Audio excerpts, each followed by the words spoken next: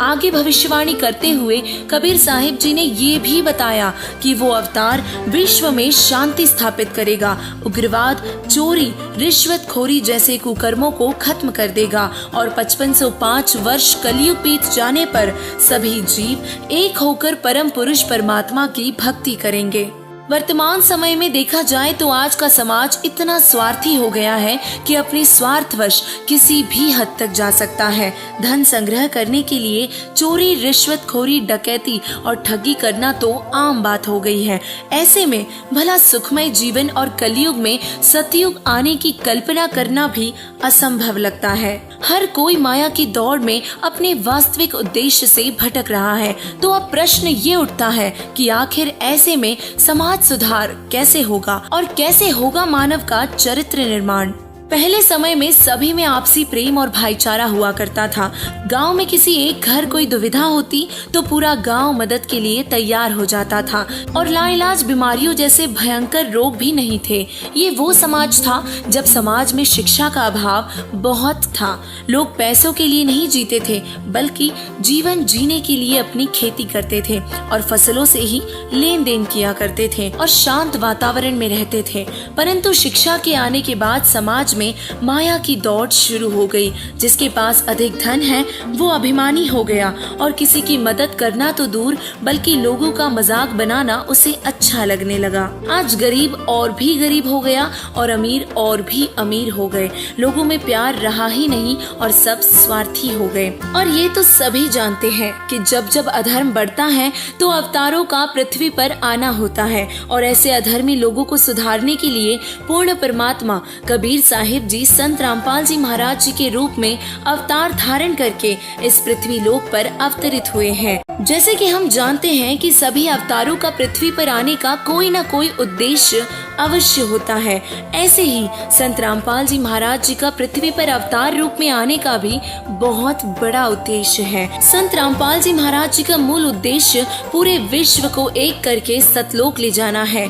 मूल उद्देश्य के साथ साथ जुड़ा उनका महत्वपूर्ण उद्देश्य समाज सुधार व उसके साथ साथ आध्यात्मिक क्रांति लाना है जो पूरे विश्व को उनकी शरण में आने को मजबूर कर देगा। विश्व में अनेकों महापुरुषों ने समाज सुधारक की अहम भूमिका निभाई है। उदाहरण के लिए बताएं तो महात्मा गांधी जी ने अहिंसावादी और सत्यवादी का पाठ सिखाया और इस मार्ग पर चलने पर उन्हें न जाने कितना ही संघर्ष करना पड़ा। ऐसे ही सती प्रथा जैसी कुप्रथा को बंद करवाने के लिए राजा राम मोहन रॉय जी ने आवाज उठाई और जिस कारण उन्हें भी बहुत संघर्ष करना पड़ा। B.R. अम्बेडकर जी ने भी छुआछात के खिलाफ आवाज उठाई और आज भारतीय संविधान के तहत छुआछात भी कानून की नजर में अपराध है। इन सभी महापुरुषों के संघर्ष करने से कई वर्षों तक समाज में शांति बनी रही और ऐसे ही जगत गुरु तत्वदर्शी संत रामपाल जी महाराज जी समाज सुधार करने के लिए संघर्ष कर रहे हैं और आज समाज में बहुत सी कुरीतियां व बुराइयों का साथ दिया जा रहा है जिसके खिलाफ संत रामपाल जी महाराज जी ने आवाज उठाई और फलस्वरूप अगर बात करें भ्रष्टाचार की तो देश में बढ़ रहे भ्रष्टाचार को खत्म करने के लिए संत रामपाल जी महाराज जी ने सरकार, पुलिस प्रशासन व न्यायाधीशों के साथ साथ अन्य संगठनों में काम करने वाले अधिकारियों को अपने सत्संगों के माध्यम से चेताया है और भ्रष्टाचार को खत्म करने के लिए संत रामपाल जी महाराज जी पूरे विश्व में तत्व ज्ञान का प्रचार कर रहे हैं, जिसे सुनकर बुद्धिजीवी संत रामपाल जी महाराज जी की शरण में आकर भ्रष्टाचार मुक्त देश बनाने की ओर अग्रसर हो चुके हैं। अगर बात करें दहेज जैसी कुप्रथा की तो आज गरीब की कोई नहीं सुनता। सबको माया चाहिए और पैसों से बढ़कर आज किसी के लिए कुछ भी नहीं है और ऐसे में बेटी की शादी करने में भी पिता खुश नजर नहीं आते। वजह है दहेज। दहेज एक ऐसी कुप्रथा बनकर रह गई है जिसका कोई समाधान नहीं कर सका, परंतु संत रामपाल जी महाराज जी के अनुयायी ना तो दहेज लेते हैं और ना ही देते हैं, जिससे समाज में अच्छा संदेश जाता है और इसी नियम के चलते गरीब व्यक्तियों को भी राहत मिली है, जिस कारण दहेज के कारण ना तो बेटी उत्पीड़ित की जाती है और ना ही पिता को कर्जा ना उतार पाने के लिए आत्महत्या का सहारा लेना पड़ता है। समाज को नशे से राहत। हर नशीली वस्तु पर चेतावनी दी जाती है कि यह सेहत के लिए नुकसानदायक है, इससे कैंसर हो सकता है, परंतु पूरे विश्व में नशे को अमृत तुल्य माना जाता है। बीड़ी, शराब, सिगरेट, सुल्फा, अफीम, गांजा, हुक्का और भी विभिन्न प्रकार की नशीली ड्रग्स को आज ऐसे शौक से ग्रहण किया जाता है जैसे इससे अच्छी व सेहतमंद चीज और कोई नहीं। नशा करने से कोई लाभ नहीं बल्कि हानि ही हानि है। बीमारियों के साथ साथ पैसों का भी खर्च होता है, परंतु संत रामपाल जी महाराज जी के अनुयायी किसी भी प्रकार का नशा नहीं करते। नशा करना तो दूर, किसी को नशीली वस्तु लाकर भी नहीं देते। आज से सैकड़ों वर्षों पूर्व महान भविष्यवक्ताओं ने ऐसे समय की भविष्यवाणी की है जब हर तरफ सुख, शांति और राग द्वेष रहित परमार्थी समाज होगा। और इस भविष्यवाणी के अनुसार ऐसा समय आने वाला है जब चारों तरफ हो सुकून का पहरा, ना कोई राग द्वेष हो, भारत बनेगा विश्व विजेता और सोने की चिड़िया हो। ये उस समय के लिए भविष्यवाणी की है जब सारा विश्व एक होगा और सब बुराइयां त्याग कर सभी एक परमात्मा की भक्ति करेंगे। और उस महान संत के आशीर्वाद से भारत एक बार फिर से सोने की चिड़िया कहलाएगा। और साथ ही उन्होंने ये भी वर्णन किया है कि ये सब एक महान तत्वदृष्टा संत के तत्व ज्ञान से ही संभव हो पाएगा, जिसे कलयुग के मसीहा, अवतार, मैसेंजर ऑफ गॉड व अंतिम पैगंबर भी कहा गया है। वो महान अवतार तत्वदृष्टा संत, जगत गुरु, तत्वदर्शी संत रामपाल जी महाराज जी ही हैं, जो अपने तत्व ज्ञान के आधार से विश्व में शांति लाएंगे और भारत को विश्व विजेता बनाएंगे।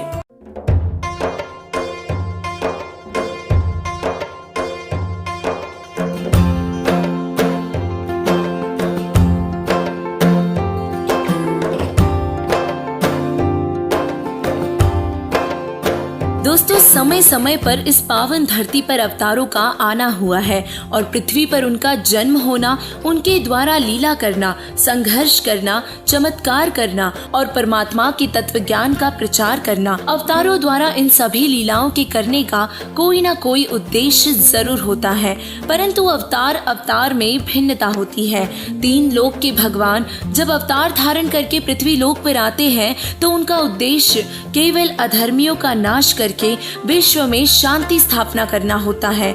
लेकिन पूर्ण परमात्मा के अवतार जब पृथ्वी पर आते हैं तो उनकी परम शक्ति के साथ साथ उनके उद्देश्य भी बड़े होते हैं। आज से करीब 600 वर्ष पूर्व पूर्ण परमात्मा कबीर साहिब जी स्वयं इस पृथ्वी पर विशेष उद्देश्य से आए थे। अपने उद्देश्य की शुरुआत की और 120 वर्ष इस पृथ्वी पर रहे और सन 1518 में अपने अमर लोक सतलोक चले गए। और उसी उद्देश्य को पूरा करने के लिए वर्तमान में कबीर साहिब जी संत रामपाल जी महाराज जी के रूप में अवतार धारण करके आए हैं। जगत गुरु तत्वदर्शी संत रामपाल जी महाराज जी वही अवतार हैं जिनके विषय में परमेश्वर कबीर साहिब जी ने 600 वर्ष पहले ही अपनी अमृत वाणी में बता दिया था। कबीर साहिब जी ने अपनी वाणी में उस महापुरुष के आने का जिक्र करते हुए कहा था, 5 सहस और 500 जब कलयुग बीत जाए, महापुरुष फरमान तब जग तारण को आए। कलयुग बीते 5500 पाचा, तब ये वचन मेरा होगा साचा। कलयुग बीत जाए जब एता, सभी जीव परम पुरुष पद चेता। कबीर साहिब जी ने बताया कि कलयुग के 5505 वर्ष बीत जाने पर वो महापुरुष परमात्मा का फरमान लेकर जगत का कल्याण करने के लिए आएगा। संघर्ष की ऐसी गाथा शायद ही इतिहास के पन्नों में दर्ज हो जिसने जीवन के हर पहलू को छुआ हो, चाहे वो सामाजिक हो, आर्थिक हो, राजनीतिक हो या आध्यात्मिक हो। संत रामपाल जी महाराज आध्यात्मिक ज्ञान के प्रचार के साथ साथ समाज सुधार में भी बड़ा योगदान कर रहे हैं। जिनकी दुकानें बंद हो रही हैं, वो आज भी संत रामपाल जी महाराज जी के जन कल्याणकारी मिशन में अवरोध पैदा करने की कुचेष्टा कर रहे हैं, परंतु संघर्ष का ये क्रम लगातार जारी है। कबीर भगवान का ज्ञान तो सर्व वेदों का निष्कर्ष है, तो कबीर साहब के ज्ञान से तो उसको मिलना कहाँ था, वो तो वेदों से ही मेल नहीं खाया। तो दास ने इतने कहा था, भाई इसको छोड़ दो, उनके हित में कहा था। कोई उनसे हमने उनका कोई संपत्ति प्राप्त नहीं करनी थी, सिर्फ रास्ता दिखाना था कि अभी तक आप गलती पर हो और ये गलत मार्ग है। महर्षि दयानंद को वेद ज्ञान नहीं था। वेद को सच्चा मानते हो, वेद में ही देख लो। अब आम जनता जो आर्य समाजी है वो कौन है? हमारे भाई हैं, बहन हैं, मामा और बुआ के भाई बहन बेटियां हैं। लेकिन ये दुष्ट लोग हैं जो आचार्य, ये अपने स्वार्थवश उन्होंने ये सोचा कि यदि हमारे समाज के व्यक्तियों को इस सच्चाई का पता लग गया, सारे रामपाल के पास चले जाएंगे, इनका कल्याण हो जाएगा और तुम्हारी दुकान बंद हो जाएगी। ये उद्देश्य लेकर उन्होंने जुल्म ढा दिया। तो ये लोग कभी तैसी नहीं हो सकते, आज तक नहीं हुए ये लोग स्वार्थी। और दास ने परमार्थ में शीश दे रखा है, जेल चाहे जान जाओ, जेल की तो बात क्या है, पर इसको ऊपर लाकर छोड़ूंगा, मालिक का साथ दास के है, सच्चाई को ऊपर लाऊंगा, पूरा विश्व का कल्याण होगा।